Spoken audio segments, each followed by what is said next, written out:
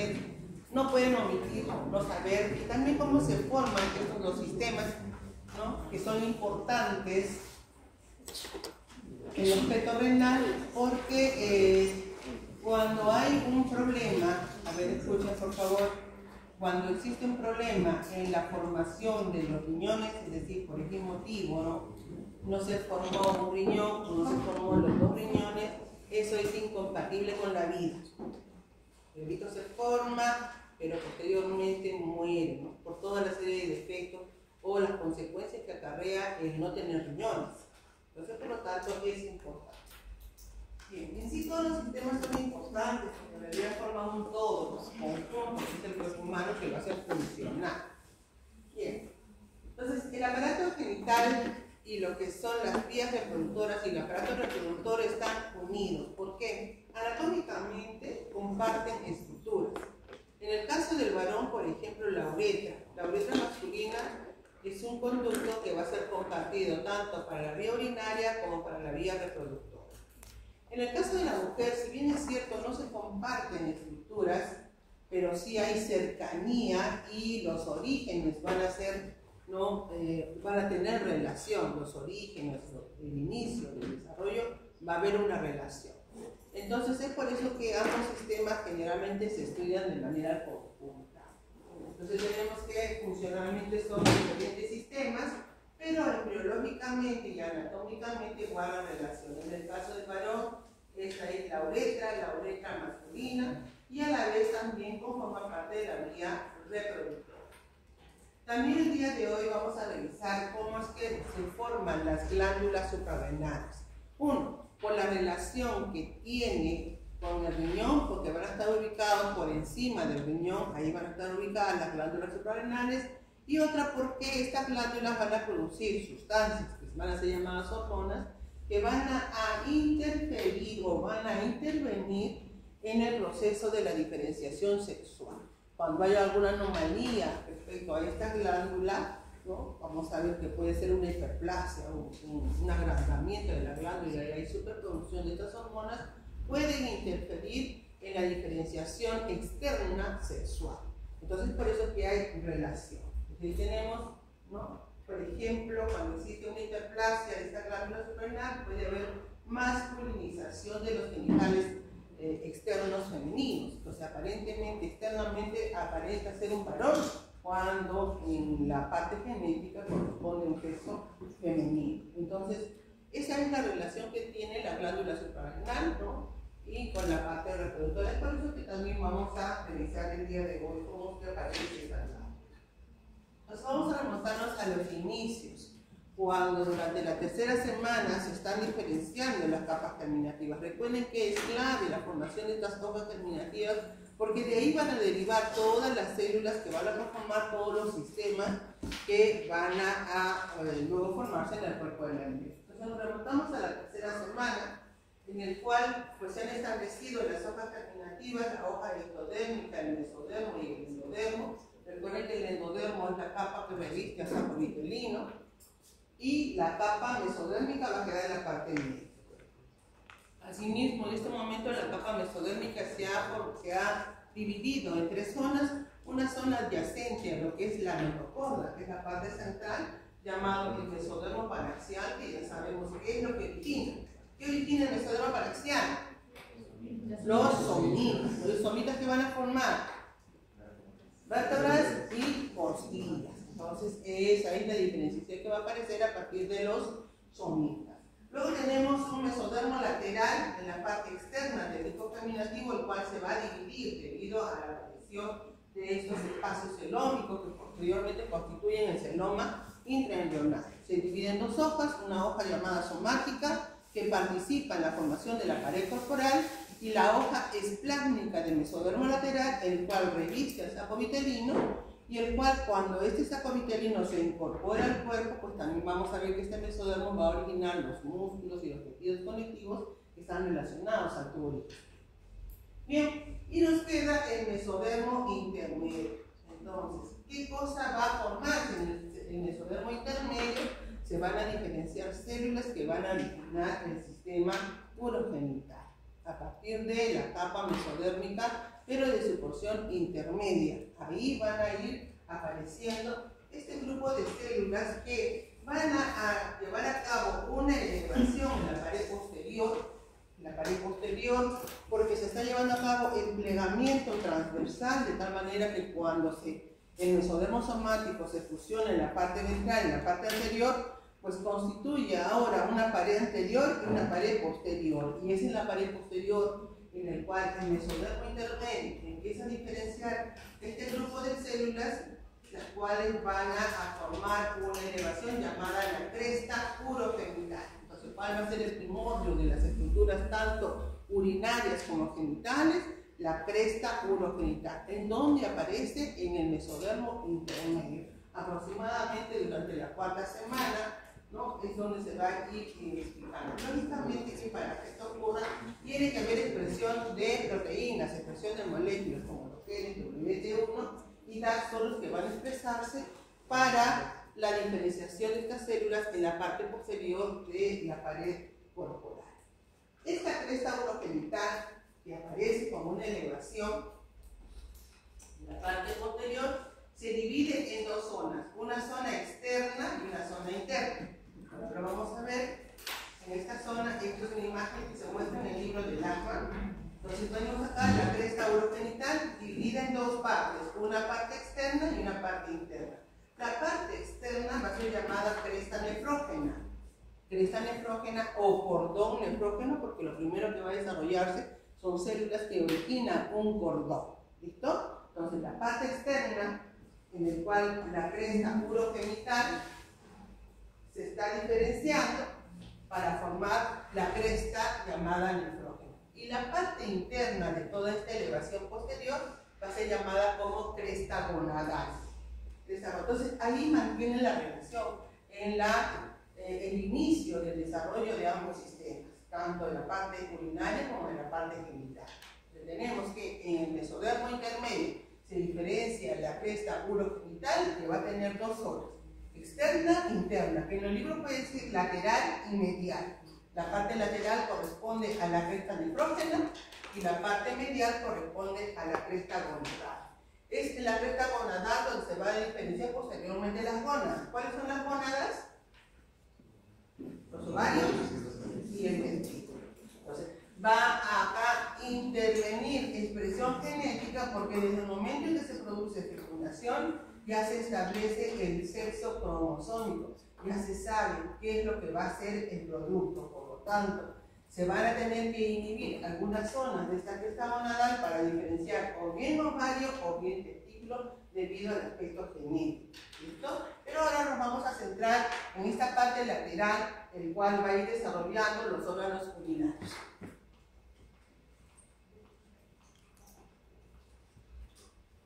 ¿Qué más tenemos? Este también es el libro de Lachman, que nos muestra el plegamiento transversal, en el cual en la parte posterior de la cavidad abdominal, como ustedes acá se está formando la pared corporal, el saco vitelino se está incorporando y se establece, ¿no?, la zona que corresponde a la cresta nefrógena en la parte posterior en el mesodermo intermedio.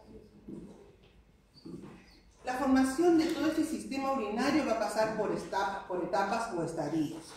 ¿Cuáles son estas etapas? Vamos a ver que se van a desarrollar tres grupos de riñones. Uno va a ser rudimentario, el primer grupo no va a funcionar, el segundo grupo sí va a funcionar, pero temporalmente, y el tercer grupo ya va a ser el riñón definitivo. Entonces, el proceso de diferenciación o formación de todo lo que es la vía urinaria pasa por tres estadios. ¿Listo? Bien. ¿Cuáles son estos estadios? Los pronefros, los mesonefros y los metanefros. Son los tres estadios por los cuales, los tres momentos por los cuales va a pasar el desarrollo del sistema urinario. Como les dije, este primer sistema llamado pronéfrico es un sistema que, si bien es cierto se forma, no funciona. Son vestigios, pero ustedes dirán, ¿y por qué se va a formar si no funciona? ¿Cuál va a ser el papel de este grupo de riñones, de este grupo de células que se van a ir formando? La de inducir al otro grupo para que se pueda formar, sentar las bases para que el segundo grupo de riñones pueda, ¿no?, diferenciarse. Ese va a ser el papel. Y aparece en la región cervical. En este momento se ha llevado a cabo el plegamiento y aparece a nivel de los somitas cervicales, de los primeros somitos cervicales. Un grupo de más o menos 10 a 12 vestigios con grupos de células que corresponden a los riñones de tipo pronéfrico. Como les dije, son riñones de tipo rudimentario. Vamos a ver por ahí. Esto aparece a la cuarta semana. Son estructuras llamadas transitorias, no funcionales. Aparecen los llamados nefrotomas, que van a no funcionar, son rudimentarios, ¿no? Constituyen vestigios en su desarrollo. Van a formar un conducto llamado el conducto pronéfrico, que va a ir deslizándose por la pared posterior del cuerpo de este embriocito que está en desarrollo para desembocar en la parte inferior a nivel de la cloaca. Entonces, este grupo de riñones que se llaman nefrotomas, que corresponden a los pronefros, formará un pequeño conducto que se dirige por la pared posterior, llamado el conducto pronéfrico, que corresponde a este grupo de riñones, para desembocar en la parte inferior donde está la cloaca. ¿Listo? Bien. ¿Qué más decimos? Son agregados celulares. Aparecen de 7 a 10 grupos en la región cervical y se abren a la cloaca. Luego degeneran, ¿no?, para dar paso al segundo grupo de riñones, llamados los riñones de tipo mesonéfricos. En realidad, cuando se diferencia el segundo grupo de riñones que aparece en posición distal, ¿qué cosa es posición distal? Por debajo, ¿no?, por debajo de este grupo de riñones. Aparece en posición distal este segundo grupo de riñones y este grupo inicial empieza a degenerar. Empieza a quedar solamente pequeños vestigios de lo que una vez fue el grupo de riñones que formaba la parte pronéfrica, pero el conducto pronéfrico que se abría hacia la cloaca no termina de degenerar, sino se diferencia ahora en el conducto mesonéfrico. Da origen o da un paso para constituir el conducto mesonéfrico del segundo grupo de riñones. No sé si me dejo entender hasta ahí. ¿Sí? Entonces tenemos un primer grupo de riñones que se han formado, luego desaparecen y el conducto prevalece para formar ahora el conducto mesonéfrico. Entonces ahora, el segundo grupo de riñones llamados mesonéfricos van a aparecer caudalmente, ¿no?, a nivel de la región torácica y lumbar, de los somitas torácicos y lumbares. Toda esta región posterior corresponde a los riñones de tipo mesonéfrico. ¿Cómo se llama el conducto que ahora se ha constituido? Se llama conducto mesonéfrico. ¿Qué cosa era antes? Conducto pronéfrico. ¿Dónde desemboca? Desemboca en la cloaca.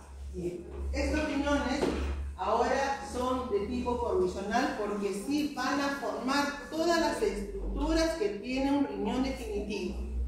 ¿Qué tiene un riñón definitivo? Un glomérulo, todos sus conductos fluidíferos, como por ejemplo la cápsula de Bowman, los túbulos contorneados, los túbulos colectores, todas las estructuras que tiene una nefrona definitiva se van a constituir en este segundo grupo de riñones que sí van a funcionar. ¿Cuánto tiempo van a funcionar? Aproximadamente 4 semanas. Para luego dar pase al último grupo de riñones que reciben el nombre de los riñones metanéfricos. Entonces ahí tenemos que se forman los glomérulos, los cuales constituyen redes capilares que van a desembocar en la aorta dorsal, sus túbulos mesonéfricos, pero degeneran aproximadamente hacia las 12 semanas, en las cuales entran en funcionamiento por 4 semanas. Ahora, al degenerar este grupo de riñones que son los mesonéfricos para dar paso al último grupo de riñones que aparece en la parte inferior de ustedes, esto es el conducto mesonéfrico que antes era pronéfrico, ¿no es cierto? Esta es la cloaca y está desembocando. En esta parte inferior, antes de llegar a la cloaca, empieza a formarse un pequeño divertículo. Un pequeño divertículo que es una evaginación. ¿Qué es evaginación? Algo que sale. de ese conducto y que se empieza a prolongar hacia el mesénquima que lo está rodeando. Este pequeño divertículo va a ir creciendo y ese divertículo va a ser llamado el divertículo metanéfrico para dar origen al tercer grupo de riñones llamado los metanéfricos. ¿Listo? Bien, entonces tenemos que, si se está diferenciando el tercer grupo de riñones, este riñón está funcionando, vamos a ver que empieza su degeneración, pero no degenera del todo. El conducto mesonéfrico no termina de degenerar, porque va a dar origen a varias estructuras. Dentro de ellas, aquellas estructuras que van a formar parte de la vía reproductora masculina, que luego lo vamos a ver. Entonces, este conducto mesonéfrico luego también va a ser llamado como conducto de Wolff. Bueno, ya ese término, ¿no? Los epónimos no se nombran, lo podemos dejar como conducto mesonéfrico, pero también en el libro lo van a encontrar como conducto de Wolff. Entonces tenemos que se ha formado este segundo grupo de riñones, son provisionales, ¿no? Funcionan, están en la región torácica lumbar, pero de su parte inferior empieza a formarse el divertículo llamado metanéfrico que constituye la lima para los uréteres. Es lo mismo. Ahora, ¿cómo es que se va a formar estas estructuras que formarán parte de un riñón definitivo? ¿Qué contiene un riñón definitivo? Un riñón definitivo contiene un glomérulo. Esto es un glomérulo, es un ovillo de capilares que contiene su cápsula de Bowman, su túbulo contorneado proximal, el asa de Henle, el túbulo contorneado distal y desembocan a túbulos colectores. Eso es una nefrona, ¿no? Y eso constituye un riñón definitivo, pero también en este riñón que es de tipo provisional se van a formar a partir de pequeñas vesículas. Por favor pongan atención acá porque lo voy a preguntar tanto para la parte metanéfrica como mesonéfrica. A partir de pequeñas vesículas que empiezan a aparecer en el mesénquima, ¿no? Adyacentes al conducto mesonéfrico. Entonces, acá tenemos el conducto mesonéfrico. El conducto mesonéfrico rodeado por su mesénquima. En este mesénquima aparecerán pequeñas vesículas, agrupaciones de células que luego canalizan para formar la vesícula mesonéfrica, y esta vesícula mesonéfrica empieza a elongarse para luego entrar en contacto con el conducto mesonéfrico y de esa manera se sigue elongando para luego, a partir de la aorta dorsal que está formando vasos sanguíneos, uno de esos vasos sanguíneos se extiende y entra en contacto con esta elongación de la vesícula mesonéfrica y la va a ir envolviendo para formar su cápsula de Bowman, la cápsula de este glomérulo, y luego se sigue elongando para formar sus túbulos, ¿no? Sus túbulos urinarios. ¿Listo? Entonces vemos que de esa manera aparece la nefrona. Similar proceso es la formación de la nefrona definitiva. Esta nefrona es provisional, entrará en funcionamiento porque hace contacto con la aorta dorsal. Es un vaso que constituye el glomérulo, el cual va a filtrar sangre, porque recuerden que este tipo de riñones funciona temporalmente, filtra la sangre, y la cual va a ser derivada hacia el conducto y hacia las partes inferiores para formar orina, pero su funcionamiento es provisional. Posteriormente se van a formar de igual manera van a formarse las nefronas ya definitivas a partir del mesénquima, apareciendo, ¿no? Las vesículas ya no van a ser llamadas mesonéfricas, sino serán llamadas vesículas metanéfricas, las cuales también se van a elongar, se van a enrollar o van a ir abarcando a los glomérulos para constituir las nefronas definitivas. Eso posterior. Entonces tenemos que al inicio se forma esta vesícula mesonéfrica. Entonces yo preguntaría, ¿cuál es el origen, ¿no? ¿Cuál es el primordio en la formación de una nefrona o de una estructura del mesonefros, una nefrona mesonéfrica, una nefrona metanéfrica, la vesícula mesonéfrica o la vesícula metanéfrica. Ese es el origen para la formación de una nefrona. A partir de ahí, ¿no?, que es la elongación, para ir formando todos los túbulos que constituyen la nefrona definitiva. ¿Qué tiene una nefrona definitiva? Cápsula de Bowman, túbulos contorneados, tanto proximal o distal, y también su asa de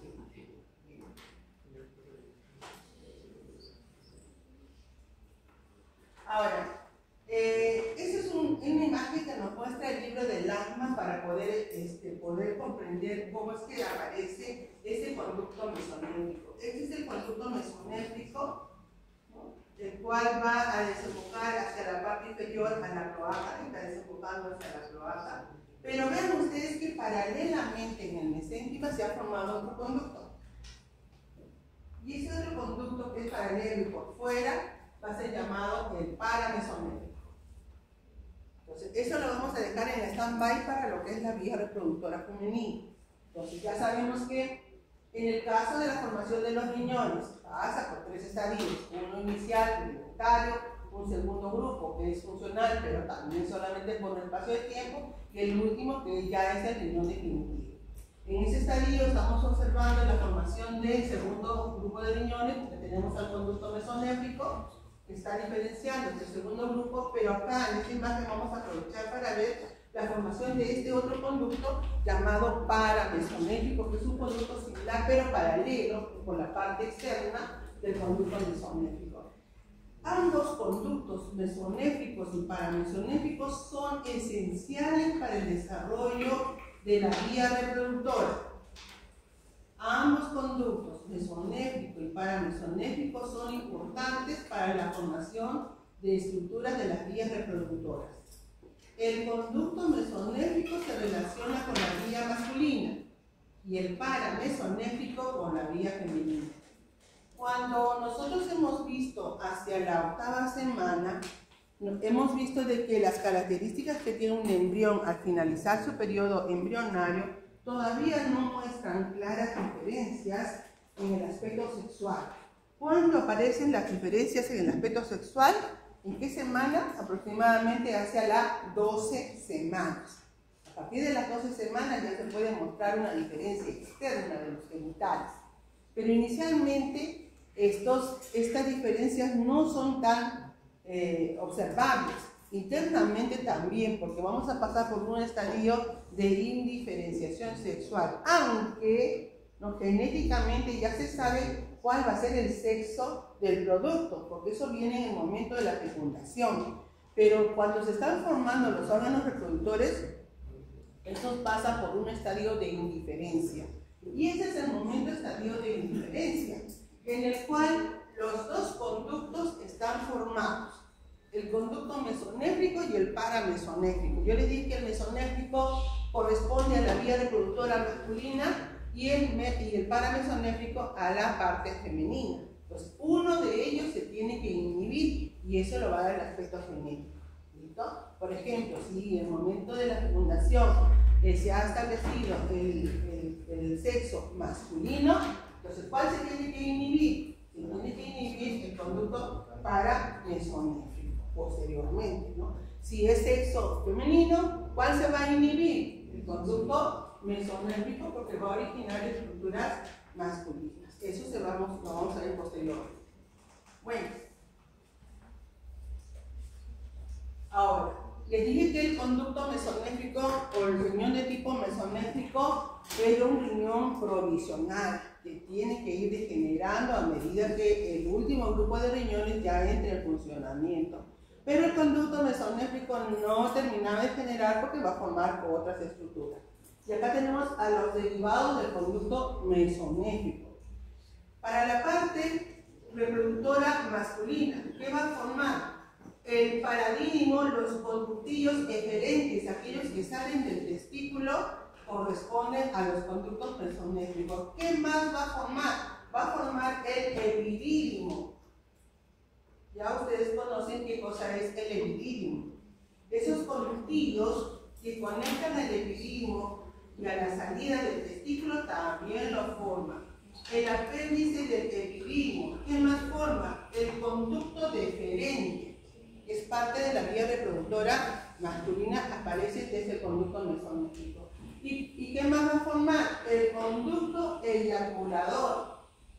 ¿Qué más va a formar? La vesícula seminal. Vean ustedes las estructuras que aparecen desde el conducto mesonéfrico. Y en el caso de la parte urinaria constituye el uréter, la pelvis, las cálices y los túbulos colectores que van a formar parte de la vía urinaria. ¿Por qué? Porque desde la parte inferior se está formando esa evaginación para dar origen al último grupo de riñones, que son los metamétricos. Entonces participa el conducto mesonéfrico aportando células para que se forme este divertículo, que ya lo habíamos visto. Vamos a ver ese divertículo.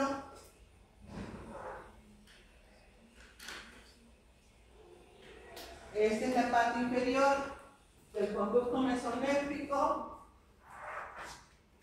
llegando a la cloaca, y acá tenemos el divertículo que va a ir creciendo. Por lo tanto, el divertículo deriva ¿de quién? Del conducto mesonéfrico, desde su parte caudal. Y ahí se forma este divertículo. Este divertículo, ¿cómo se va a llamar? El divertículo metanéfrico. ¿Qué cosa es esto? Ya el tercer grupo de riñones. ¿Qué va a formar este divertículo? También llamada yema ureteral. Entonces va a formar el uréter, va a formar la pelvis renal, las cálices y los túbulos colectores. Hasta los túbulos colectores. ¿Por qué no va a formar luego los túbulos contorneados? Proximal, distal, ya saben qué. Porque esos van a derivar desde la vesícula metanéfrica, que es el mesentro. ¿Listo? Bien, entonces, esos son, ¿no?, lo importante en la formación, los derivados de los conductos mesonéfricos, que hay que tenerlos en cuenta. Vamos, quinta semana. El primordio para el riñón definitivo es el divertículo metanéfrico. A la novena semana ya es funcional. La orina que va filtrando este grupo de riñones empieza a formarse a partir de la 10ª semana. A partir de la 10ª semana, 11 semanas, que más o menos ya nosotros hemos estipulado, hemos visto en el avance del periodo fetal, que empieza ya a formarse la orina. Esa orina va a formar parte de lo que es el líquido amniótico. Ya saben que el feto va a deglutir esta orina, que es esencialmente agua. No tiene parte nociva, no tiene ninguna sustancia que sea nociva para el fetito. Todo es esencialmente agua. El origen es a nivel del mesodermo, ¿no? Ahora, acá se van a formar dos estructuras para originar a este grupo de riñones. Por un lado, tenemos el divertículo. Vamos a ver acá. Tenemos en la parte inferior llegando el conducto mesonéfrico hacia lo que es la cloaca, y desde la parte caudal va a crecer un divertículo llamado el divertículo metanéfrico. Ahora, este divertículo metanéfrico estimula a lo que es el mesénquima que lo rodea para constituir una masa alrededor de su vértice. Esta masa va a ser llamada la masa metanéfrica o blastema metanéfrico, que acá lo vemos. El divertículo que está creciendo hacia el mesénquima estimula el mesénquima para que empiece a diferenciarse y se forme la masa o blastema metanéfrico que rodea al divertículo. Y así este divertículo sigue creciendo junto con la masa metanéfrica y empieza a elongarse cada vez más. Se va a ir elongando cada vez más, se va a ir ramificando, Asimismo, la masa metanéfrica va a ir acompañando a las ramificaciones que va haciendo este divertículo para formar el riñón. ¿Listo? Es a nivel de esta masa metanéfrica donde se van a diferenciar posteriormente las llamadas vesículas metanéficas, las cuales van a originar a la nefrona definitiva. Entonces ahí tenemos en su libro de Moore una tabla con todos los orígenes y estructuras que se van a ir formando. Entonces ahí vamos a ver ahora cómo es que crece el tercer grupo de riñones. tenemos la masa metanéfica o blastema. El blastema, el divertículo, acá se está ramificando. Vean ustedes cómo la masa metanéfica acompaña todas las ramificaciones que va haciendo este divertículo, el cual se va a ir elongando para formar ¿qué cosa? El uréter. Conforme se va elongando el divertículo, ¿qué cosa va a ir formando? El uréter. Las ramificaciones que va haciendo el divertículo van a ir dando origen, uno, a la pelvis renal, que es la parte superior o la parte proximal. Esas ramificaciones de la pelvis van a dar origen a las cálices, cálices mayores, cálices menores. Esto será la pelvis renal, las cálices mayores, cálices menores, hasta los túbulos colectores. Hasta los túbulos colectores. ¿Qué no va a formar la masa? ¿Qué no va a formar el divertículo? El divertículo no forma nefrona. ¿Cómo aparece la nefrona? A partir de pequeñas vesículas, grupos de células en el mesénquima de la masa. Este grupo de células canalizan y forman la vesícula metanéfrica, que va a seguir todo este ritmo, todo lo que habíamos visto, para la diferenciación de la nefrona definitiva. ¿Listo? Entonces ahí tenemos que los túbulos colectores van a ser dos tipos, rectos y arqueados, que son los túbulos colectores rectos y los arqueados, para hacer contacto con las vesículas metanéficas. Entonces acá tenemos la nefrona, que se está diferenciando a partir de estas pequeñas vesículas. Estos son los túbulos colectores que vienen desde el divertículo, túbulos colectores que son rectos y arqueados, y a nivel del mesénquima se van diferenciando las vesículas metanéficas, las cuales se van a elongar, hacen contacto con los túbulos colectores para formar la nefrona definitiva. ¿Listo? Entonces se forman los túbulos metanéficos, que luego a partir de la aorta dorsal aparecen los vasos sanguíneos que se van a ir enrollando para formar los glomérulos, haciendo contacto con la vesícula, que ahora se ha elongado para formar ya la nefrona definitiva. Pero ustedes que hacia las 32 semanas el número de glomérulos que se han formado es aproximadamente de 1 millón a 2 millones, es decir, 1 millón por cada riñón. Y ese es el número casi ya definitivo que va a quedar. Cuando se forma en el periodo fetal, la cantidad de nefronas que se van a ir formando. Entonces, el túbulo urinífero, todo lo que deriva de la masa metanéfica para formar la nefrona, y del divertículo, que va a formar todo su sistema colector. Entonces, el sistema colector es el uréter, la pelvis renal, las cálices menores, las cálices mayores, los túbulos colectores rectos y arqueados.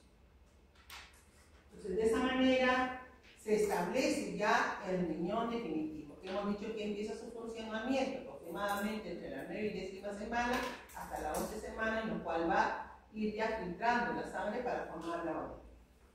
Lógicamente que para que todo esto ocurra hay expresión de moléculas, hay expresión, ¿no?, de rutas moleculares, como los factores de transcripción de esta proteína, las cuales van a influir en el blastema, que es la parte externa, que es la masa metanéfrica, para la síntesis de factores para el crecimiento de este divertículo. De esa manera va a ir creciendo el divertículo, va a ir ramificándose, y asimismo también estimulan a la masa para que luego vaya acompañando cada una de las ramificaciones que hace el divertículo.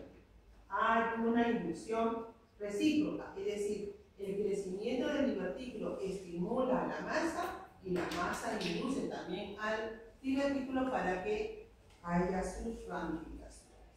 La expresión de estas proteínas en sus extremos para que siga la ramificación. Son las rutas moleculares. ¿Listo? ¿Qué apariencia tiene un riñón en el feto? Los riñones en el feto tienen una apariencia lobular. Está formado por varios lóbulos, que luego, posteriormente al nacimiento, va a ir perdiéndose esa forma lobular que va a tener el riñón debido al crecimiento del mesénquima, ¿no? Va a ir siendo ya la zona externa más lisa, pero inicialmente tiene esta forma multilobular. ¿Qué más tenemos? Desaparece posteriormente por el crecimiento del neutrones. Ahí tenemos que la orina empieza a funcionar, los glomérulos a la 10ª semana y empiezan a filtrar la sangre, y al final el riñón crece por elongación de los túbulos contorneados y el tejido, ¿no?, mesonético, el tejido conectivo que lo rodea. La maduración funcional del riñón se da posteriormente al nacimiento, cuando ya tiene que ser filtrado y eliminar las sustancias nocivas a través del agua. La posición de los riñones. ¿Dónde empiezan a aparecer estos riñones? Inicialmente, si estamos hablando de cloaca, ¿dónde es? En la parte baja, a nivel del recto, es en la parte pélvica. Inicialmente ahí se van a formar estos grupos de riñones. Pero conforme el cuerpo del embrión empieza a crecer, asimismo este grupo de riñones empieza su ascenso hacia la parte superior. Entonces inicialmente son pelvianos, posteriormente empieza el ascenso de los riñones desde la parte pélvica. Acá tenemos la cloaca, está diferenciándose en vejiga en la parte anterior y posterior del recto, y luego empieza el ascenso de los riñones. Ahora, inicialmente las arterias que van a irrigar a estos riñones iniciales que están en posición baja, esas arterias que derivan desde la aorta dorsal van a ser llamadas arterias renales, las arterias renales. Pero la posición que va teniendo la arteria renal tiene que ir siendo posteriormente o paulatinamente superior debido al ascenso del riñón. Eso quiere decir que se van a formar varias arterias renales, inicialmente inferiores a nivel de las ilíacas, luego conforme va ascendiendo van a ir cambiando de posición a nivel de la aorta dorsal, y asimismo van degenerando esas arterias para luego estar ubicadas en la parte superior por debajo del diafragma, las arterias renales. Entonces van a haber un cambio en la posición de las arterias renales. Asimismo, el ascenso de los riñones, que debe concluir aproximadamente hacia la 9ª semana, donde ya tiene su posición final. Ahora, ¿de qué depende que el riñón no siga ascendiendo? De la formación de la glándula suprarrenal. La glándula suprarrenal aparece en la pared posterior del cuerpo y va a tener una posición en la cual, cuando el riñón hace su ascenso y hace contacto con la glándula suprarrenal, termina el ascenso de los riñones al hacer contacto con la glándula suprarrenal y se va a ubicar en el polo superior de los riñones. Entonces, ahora, ¿qué pasaría, por ejemplo, si las arterias renales que se han ido formando en las partes bajas, que luego tienen que degenerar, no han degenerado, han prevalecido? Puede ser que este grupo de arterias renales no han desaparecido y han quedado las superiores y las inferiores. Eso constituye una variación de la arteria renal. Son arterias renales accesorias, son variantes en la formación, mas no constituyen anomalía. No es una anomalía porque no altera el funcionamiento del órgano, en este caso el riñón, pero sí constituye una variación en la formación de las arterias renales. Entonces tenemos las arterias renales cuando termina el ascenso, aproximadamente a la 9ª semana, cuando hace contacto con la glándula suprarrenal. Ahora, ¿pueden haber anomalías renales? Sí. Puede haber riñones ectópicos, quiere decir que uno de los riñones, por ejemplo, no ha concluido su ascenso y ha quedado en posición baja. ¿Qué más? Bueno, puede haber agenesia renal cuando pues, uno de los riñones no se ha formado, no se ha diferenciado. El problema consiste cuando ambos riñones no se han formado, hay agenesia. Puede ser unilateral, es decir, que uno de los riñones está afectado, o puede ser bilateral cuando los dos riñones se afectan. Y cuando los dos riñones se afectan, acarrea una serie de anomalías, más todavía que pueden ser severas y hacia el dolor. Y este es el caso de este síndrome, el llamado síndrome de Potter. No es de Harry Potter, por favor, es el síndrome de Potter, así se llama, en el cual una de sus características es presentar agenesia bilateral de los riñones, y eso es incompatible con la vida, no es compatible con la vida. Aparte de tener una serie de anomalías esqueléticas más, que podemos identificar en este texto. Bien. Puede haber una mano, a medida que el riñón, miren ustedes, acá en la parte, esta es una vista anterior, y acá adelante está ubicado el ingreso de la arteria renal y está hacia adelante como si fueran los dos riñones, y hacia adelante está el ingreso del uréter y las arterias renales. Conforme el riñón va ascendiendo, tiene que ir girando, porque el inicio o el ingreso de la arteria y del uréter no se da por su cara anterior, sino por sus caras mediales. Porque conforme va ascendiendo, tiene que ir girando para luego ubicarse de esta manera hacia la parte superior y las dos caras mediales se miren. De esa manera el uréter ingresa por esa cara medial o por su borde medial. Pero cuando algunas veces existe un fallo en el giro, en el ascenso, puede quedar en su parte anterior y eso se llama malrotación renal. Puede haber riñones ectópicos, riñones en forma de herradura.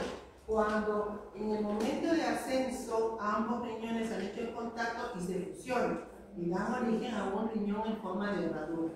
Y eso es característico algunas veces o con mayor frecuencia en el síndrome de Turner. Por ahí lo hemos mencionado, síndrome de Turner, cuando hemos visto anomalías, ¿no? En el cual esto constituye una monosomía. Algunas veces se puede presentar la característica del síndrome de Turner en un 7%.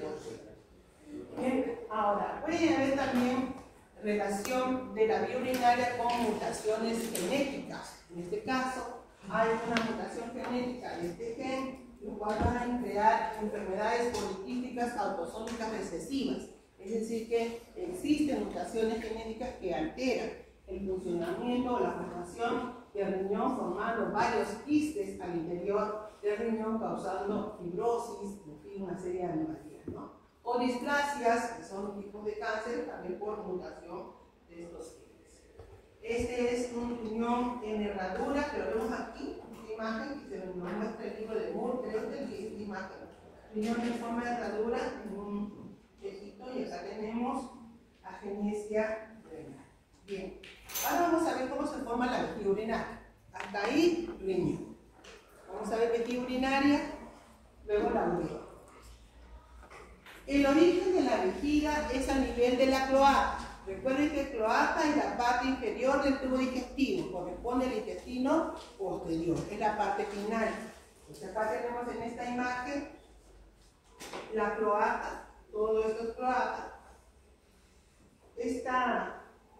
Esta membrana que termina en la parte final, recibe el nombre de la membrana cloacal, todo eso será membrana cloacal. ¿Cómo se llama este espacio? Pues ahí. Procodeo, muy bien, se llama el procodeo y todo esto es la cloaca.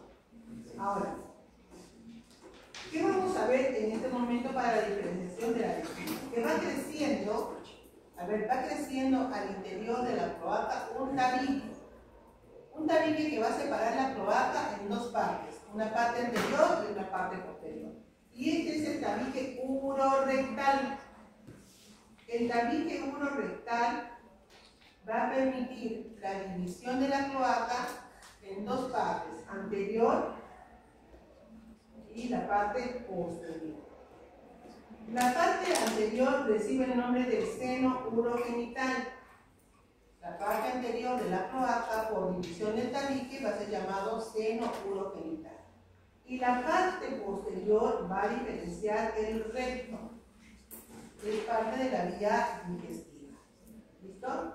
Cuando este tabique llega hacia la membrana cloacal, va a dividir a la cloaca completamente, anterior y posterior, y se va a formar esa membrana llamada la membrana anal y hacia adelante la membrana urogenital.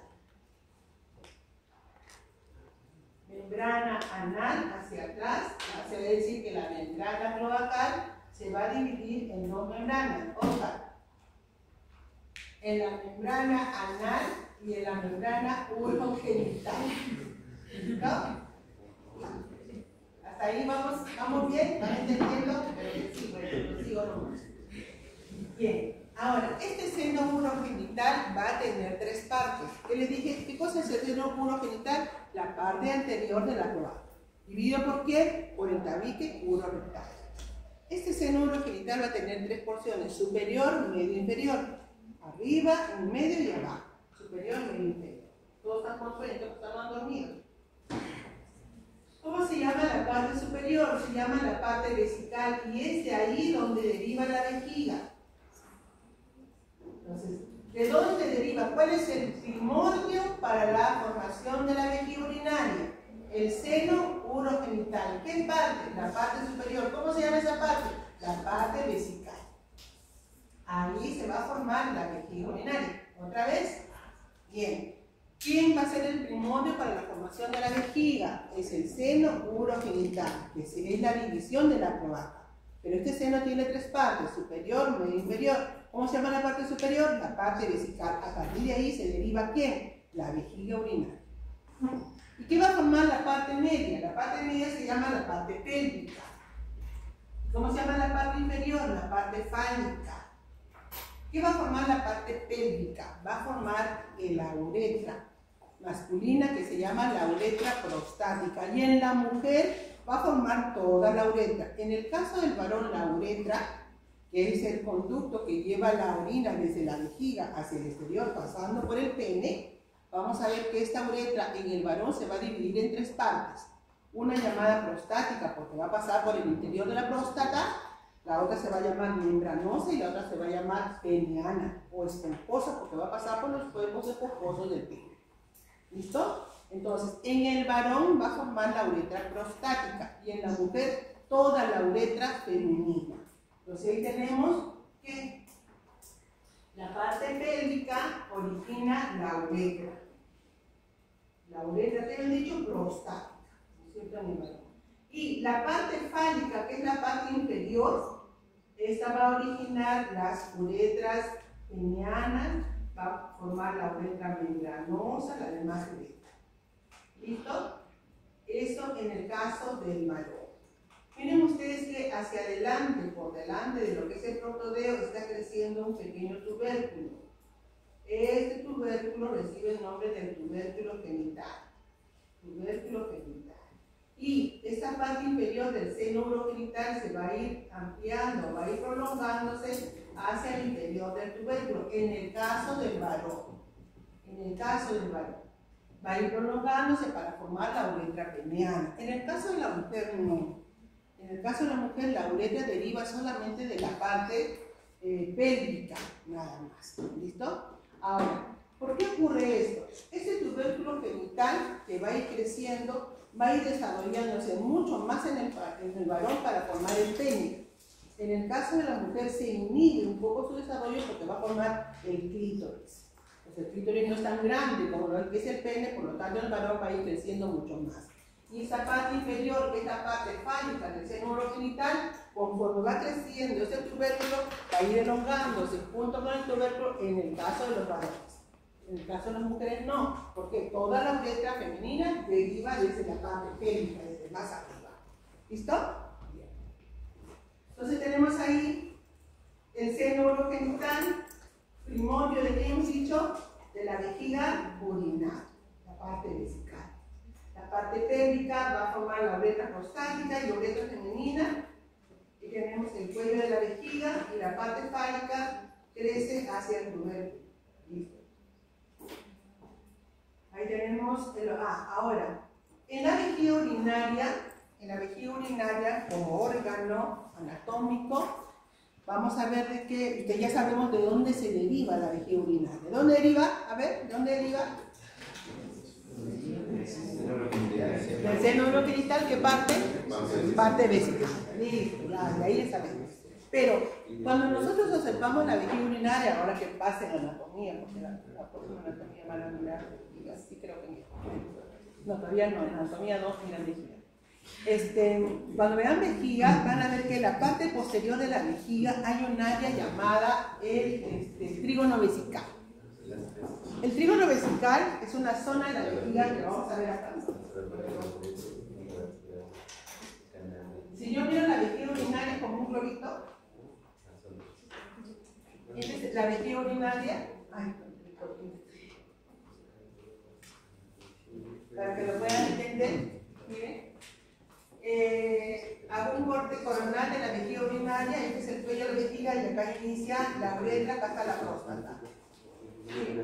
Internamente, la vejiga urinaria, el epitelio interno tiene bastantes tubosidades. ¿Por qué? Porque va a permitir que la vejiga se extienda al momento de llenarse de orina. Va a permitir la distensión. Pero en la parte posterior de la vejiga urinaria hay un área que es lisa, no tiene estas arrugas.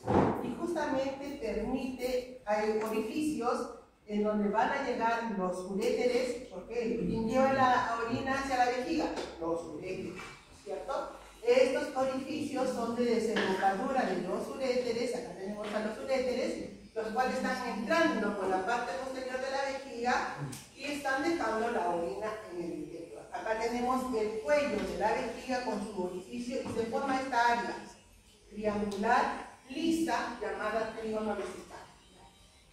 Trígono vesical, diferente al resto de la pared de la vejiga, es diferente. Y ahora la pregunta será, ¿y de dónde deriva el trígono vesical?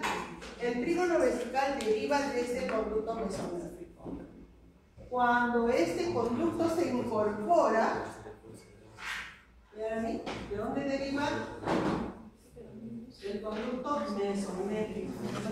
Cuando el conducto mesonéfico se incorpora a la cloaca, esa parte que está, ¿qué va a formar el conducto luego metanéfico aquí? ¿Qué va a formar? Esto, el uréter. Los uréteres van a llegar ahí, ¿no? Cuando se diferencia el divertículo y van a permitir, se van a incorporar y van a formar parte de lo que es el trígono vesical. De esa manera aparece en la vejiga. Los uréteres, ya sabemos, a partir del divertículo metanéfrico que se van a ir en. ¿Qué más tenemos ahí? La formación de la separación. Habíamos visto de que el divertículo, recuerden que el divertículo de dónde salía, el divertículo metanéfrico de dónde salía, del conducto mesonéfrico, pero posteriormente conforme se va formando este riñón definitivo, se separa, ya no pertenece al conducto, sino se va a hacer individuo, se va a independizar, se separa. Entonces acá tenemos ya la separación del divertículo, la separación a separados, y acá está el conducto mesonérfico, y ahora ha quedado totalmente separado, formando el uréter. Y acá todavía tenemos al conducto mesonérfico que se está incorporando hacia la cabeza para formar parte de lo que es el trígono vesical. Bien. Uretras. En el caso de la uretra masculina, porque la uretra femenina ya sabemos de dónde deriva. Vamos a ver la uretra masculina.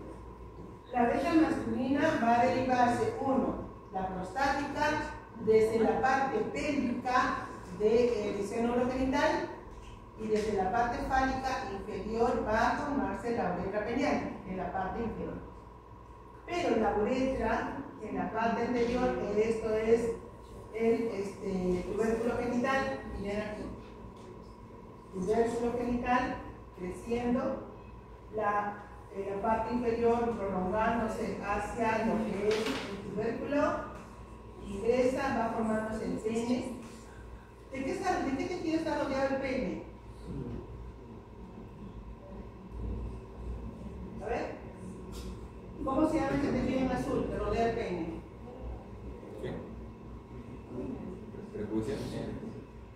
No, pero hoja germinativa, ¿qué será? Ectodermo superficial. Está rodeado de ectodermo superficial, ¿no es cierto? Todo lo que es el tubérculo. Entonces, por fuera, este tubérculo está rodeado de ectodermo de superficie. Conforme va creciendo este tubérculo, vamos a ver que una parte del ectodermo de superficie ingresa en el extremo. ¿Miren? Una parte va a ingresar hacia el interior y hace contacto ¿con quién? Con la uretra peniana. Y ahí está formando, analiza esa parte del exodermo de superficie y luego se dilata para formar la fosa navicular. ¿Qué cosa es la fosita navicular? El extremo en el glande de la uretra peniana. La uretra peniana que pasa por el interior del pene, también llamada uretra esponjosa, hace una dilatación en el glande. ¿Y eso cómo se llama? Fosa navicular. Ahora, y entonces, ¿de dónde deriva esta fosa navicular? ¿Desde el seno urogenital? No.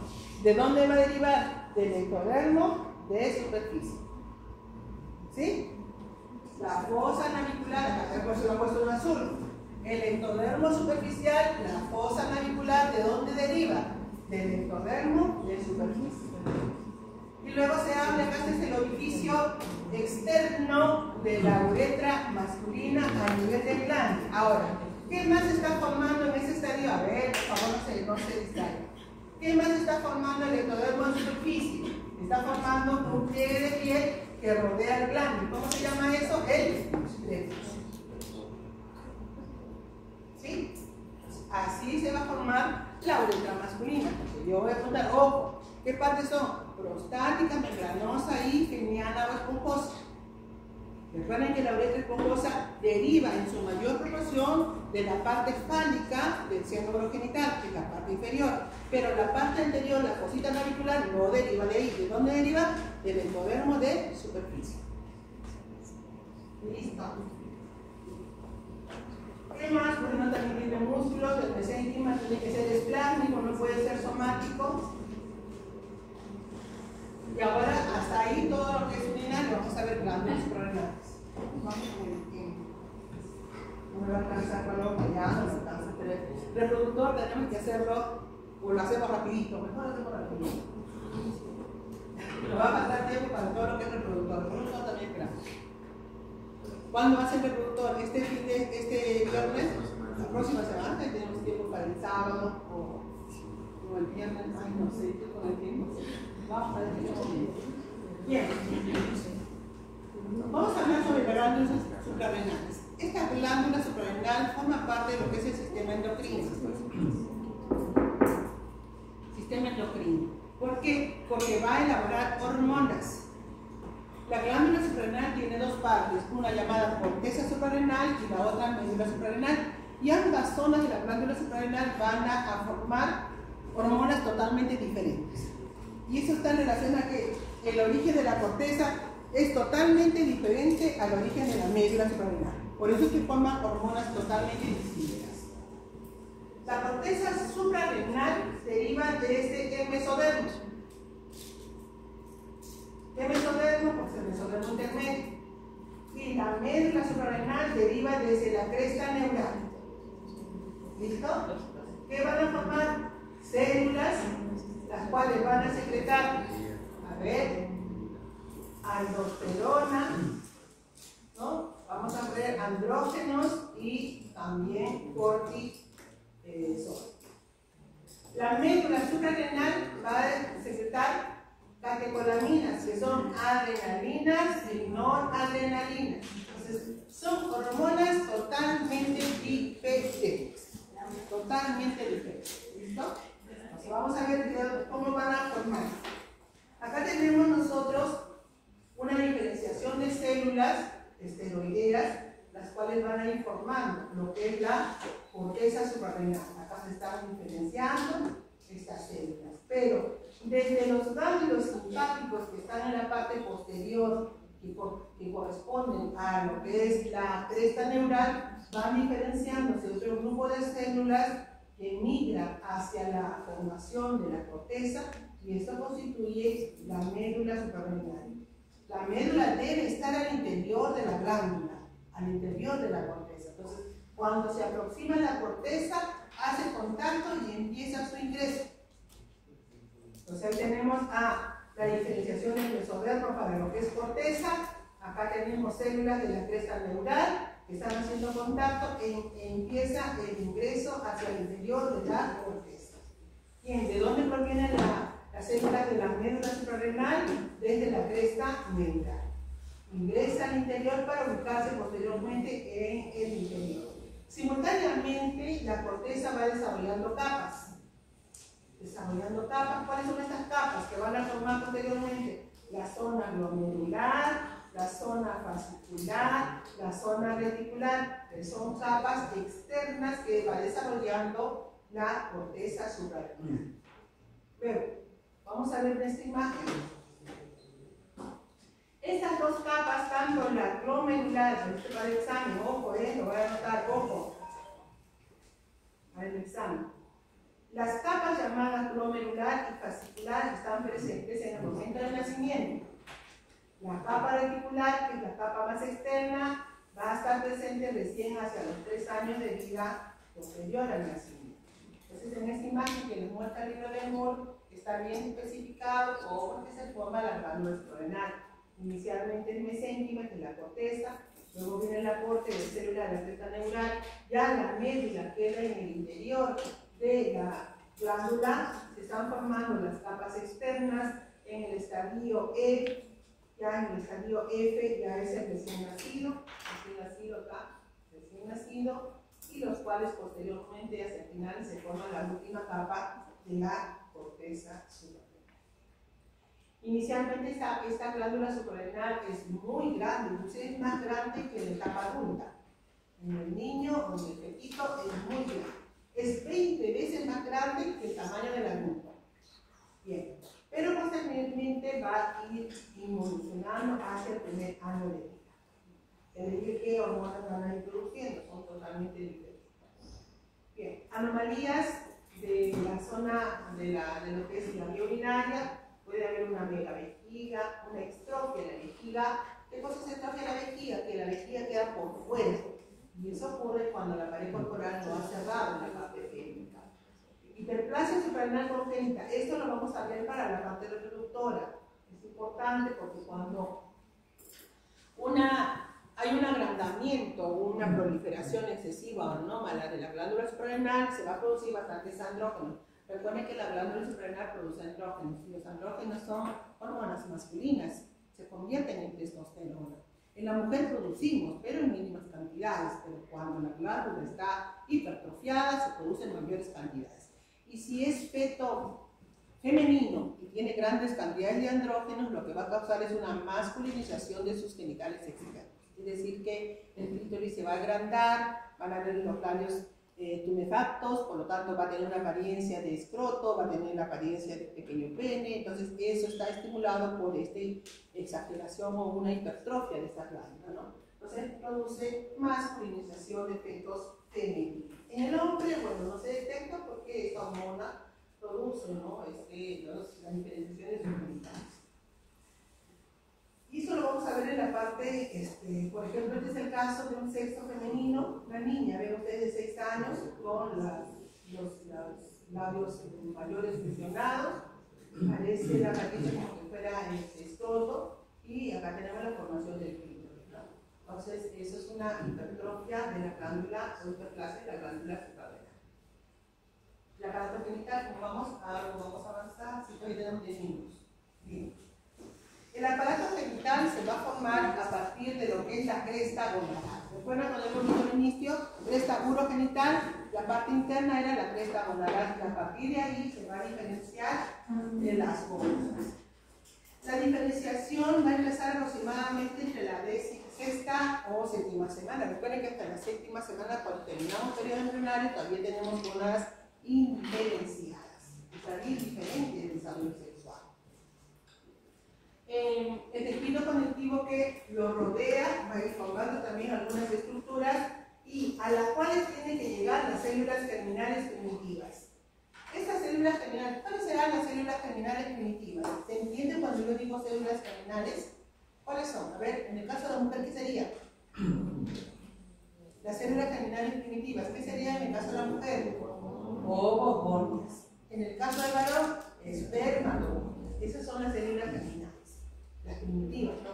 Pero las células germinales primitivas, ojo, no se forman en la gónada, migran. ¿Por dónde van a migrar? Por el saco vitelino, por su mesenterio dorsal.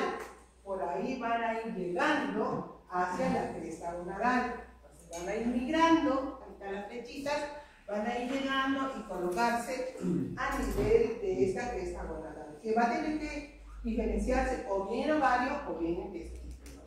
Pero ¿de dónde aparecen estas células germinales? Desde el epiblasto. ¿Recuerdan? Hemos visto el epiblasto en qué estadio. ¿Qué semana? Epiblasto y hipoblasto. Segunda semana. Entonces estas células van a ir formándose desde la segunda semana. Ahí está. Células germinales primitivas. El inicio son células primigenias que se forman a nivel del epiblasto. Desde ahí migran hacia lo que es el saco vitelino y miren, a través del saco vitelino van a ir incorporándose hacia la cresta gonadal. Están migrando desde el saco vitelino, a través de su mesenterio dorsal, migran hacia la cresta gonadal. Ya tendrán que estar diferenciándose o bien ovogonias o bien espermatogonias, pero desde ahí derivan, ¿ok? Se forman las células germinales y ya sabemos de dónde, ojo, Ahora, ¿qué va a suceder en la cresta gonadal? La cresta gonadal va a tener dos zonas. Una superficial llamada en rosado acá, rosado superficial, como siempre, ¿no? La parte, en el libro le he puesto rosado superficial. Bueno, la parte más superficial llamada corteza de la cresta gonadal, y la parte interna llamada médula. ¿Cómo se llama? Corteza y médula. Por regulación genética de acuerdo al sexo que corresponde, en el caso que fuera varón, la corteza degenera, se inhibe. ¿Y cuál es la que desarrolla? La médula, para dar origen ¿a qué? Al testículo. En el caso que fuera mujer, la médula inhibe su desarrollo. ¿Y quién es el que va a formar el ovario? La corteza de la cresta gonadal. Entonces tenemos dos áreas, dos zonas, ¿no? Corteza y médula. Ambas van a formar. En este estadio está indiferente porque están las dos zonas. Una de ellas va a tener que inhibir su desarrollo. Entonces ahí tenemos las gónadas, la cresta gonadal, a partir de la cresta gonadal, de la parte externa van creciendo algunos cordones. Miren acá, como lo ven de esta forma, estos pequeños cordones, llamados cordones gonadales, que van a ir creciendo en dirección hacia la médula.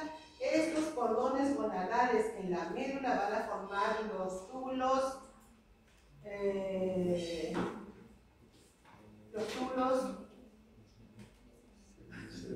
testiculares en el testículo, los cuales van a originar posteriormente a lo que son los espermatozoides. Y en las mujeres, estos túbulos van a ir rompiéndose para formar células foliculares. Ahí tenemos la formación de estos pequeños cordones gonadales que van creciendo, ¿no? Hacia la corteza y la médula. En el varón, jóvenes, acá sí van a tener que aprender un gen. Yo nunca les pido nombre de gen, pero sí lo voy a preguntar. En el varón es importante la presencia del cromosoma Y o Y. Si no está, no hay testículos. En la mujer es importante la presencia de los dos cromosomas X para una adecuada diferenciación del ovario. En el cromosoma Y va a haber un área destinado a lo que es la diferenciación sexual. Y en esa área va a estar presente este gen. Esta área está ubicado en el brazo corto del cromosoma Y. No interesa en el varón el cromosoma X para la diferenciación sexual. Estamos hablando de diferenciación sexual. No es muy importante el cromosoma X, pero sí el cromosoma Y. El gen que va a diferenciar la formación del testículo se llama el gen SRY. Es el gen que codifica el factor determinante para la diferenciación del testículo. Está ubicado en el cromosoma Y, brazo corto, sector 11.3. Ahí está ubicado. Miren ustedes, lo he puesto en rojo y grande, porque eso sí lo tienen que saber, lo voy a preguntar. Esa región en el brazo corto, ese es el cromosoma Y. Esta zona es el brazo cortito. Esta zona recibe el nombre de la región determinante del sexo. Ahí está ubicado este gen. ¿Listo? Bien. Este gen codifica un factor, o sea que el gen no va a formar el testículo. Codifica un factor determinante para la diferenciación del testículo. Bien. ¿Qué pasaría si este gen está mutado? Pues no va a codificar la diferenciación del testículo y el testículo se inhibe en su desarrollo. ¿Qué va a hacer el testículo? ¿Qué produce? Testosterona. ¿Qué hace la testosterona? Es responsable de las características sexuales externas, masculinas. Si no hay, entonces las características sexuales externas, ¿qué serán? ¿Masculinas o femeninas? Femeninas, ¿no? Vamos a ver, por ahí vamos a ver algunas anomalías. Además que el testículo, aparte de producir testosterona, que tiene que ver con los genitales externos, también produce otra hormona, llamada la hormona antimülleriana, aparte de la testosterona. Y la hormona antimülleriana inhibe al conducto paramesonéfrico. ¿Lo recuerdan? ¿Qué va a formar el conducto paramesonéfrico? Formará trompas uterinas y útero. Entonces, por ende, este niño que tiene cromosómicamente XY, que debe ser el sexo masculino, no desarrolla testículo o está inhibido, no tiene características sexuales externas, sino tiene características femeninas, además que tiene trompa uterina y útero. ¿Me dejo entender? Entonces, es importante la presencia y la adecuada, ¿no?, diferenciación de este gen.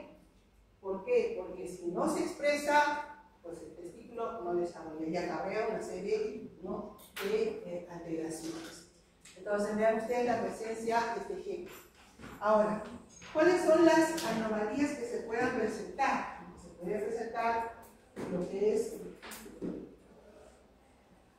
hermafroditismo, pseudohermafrodita, que no sé si lo han escuchado ustedes hablar. Vamos a ver una lista. Creo que está en la parte final. Estamos a ver. No, se nos falta tiempo, por favor, porque estamos en una clase, una pequeña clase. Aunque ya saben cómo me va mi internet, me va más para atrás que para adelante.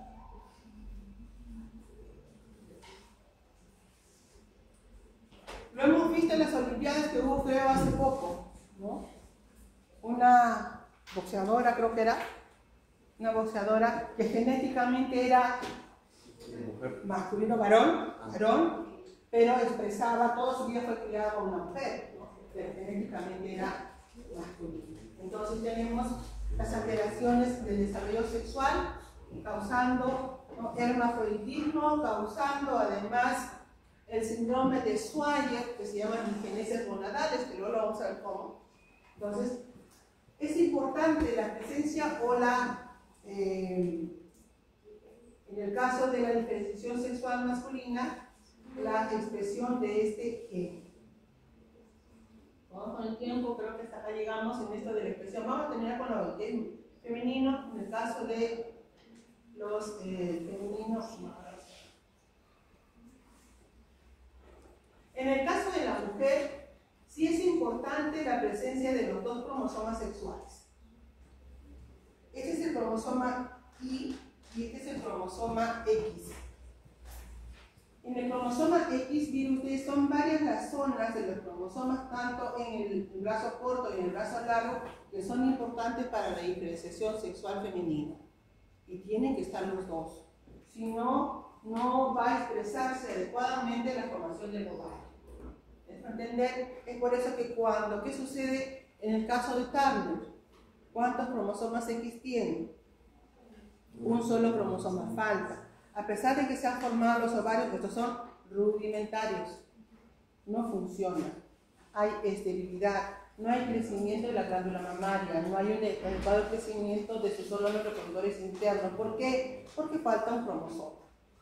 ¿Listo? Entonces, en el caso del varón no es muy importante la expresión del cromosoma X, pero sí el cromosoma Y, porque ahí va a codificar la adecuada formación del testículo. Hasta acá quedamos, jóvenes. Con esto de la diferenciación sexual, nos falta todavía ver cómo se van formando cada una de las opciones, cuál es el papel que tienen las hormonas, cómo influye las hormonas gonadotrópicas en los testículos para la diferenciación sexual, ¿no? Tenemos como invitado a un licenciado en enfermería de lo que es el policlínico,